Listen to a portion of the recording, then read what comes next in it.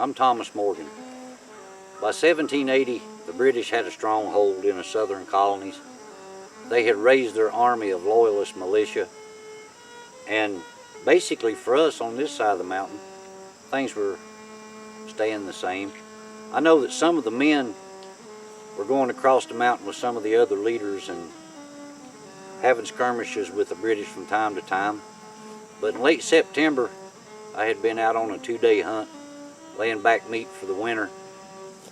Got back to the cabin, my neighbor come riding up, told me to get my rifle, get some provisions because they were calling up the militia.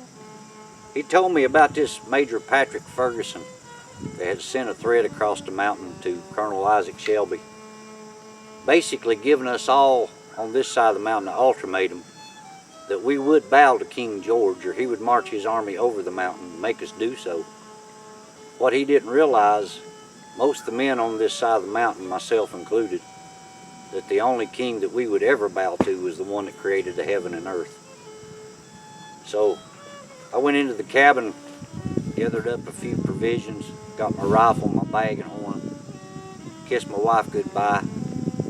We went riding up the Nolichucky, headed to Colonel John Severe's place. And as we rode up the river, the men were coming out of every holler. They were swarming like yellow jackets. Everybody was mad. By the time we got to the colonel's place, there were 240 of us.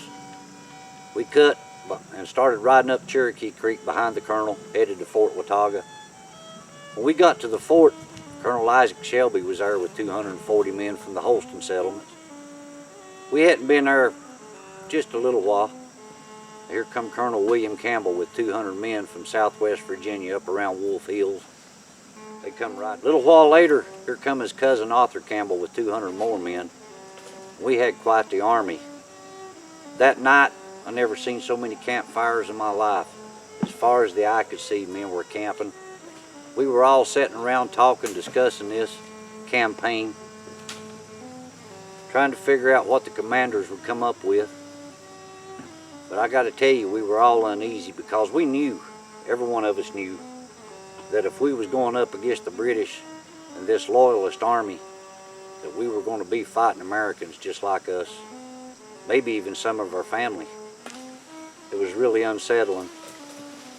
The next morning, the commanders had made a decision. They decided if Ferguson, he wanted to fight, we'd give him a fight. But we wasn't going to fight him over here around our families. We'd take it to him. Now, right when they'd made this decision, some scouts came in and been over in the Cherokee territory, told us about the Indian agents from the British trying to get the Cherokees to attack our settlements.